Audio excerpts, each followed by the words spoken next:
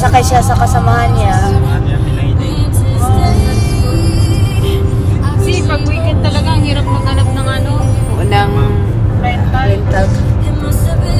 Love, but it's all Meron, U-Haul. Hindi naman nila makarga sila lahat kasi. Hindi nga, yun lang yung bukas ng weekend, U-Haul niya.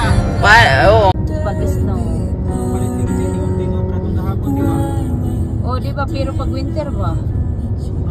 Wala kayong four-wheel. Hindi kayo nag-ano, mag-isip maglipat ng school? Kasi pwede ngayon ma'am, lalo na umpisa na yung klase ma'am, kasi pumirma na ng kontrata. Once na ganyan po Kaya nga, pag dito ka kasi dong, kahit ano man, account ng asawa mo, pwede kang pick upin mo yun, ikaw lang yung taga-pick up. Sila resident na sila tayo. Oh, pero one day, darating din kayo dyan.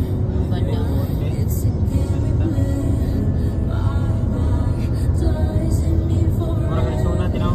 Aha. Maganda pa dito daw ay.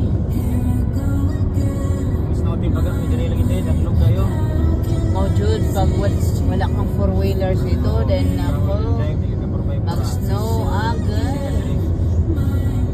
May na mga konselo, Yung lang ang... Take a picture, hurry up! Ganda. Ang ganda pala ng road nyo, Day. Bukid lagi ka kaya.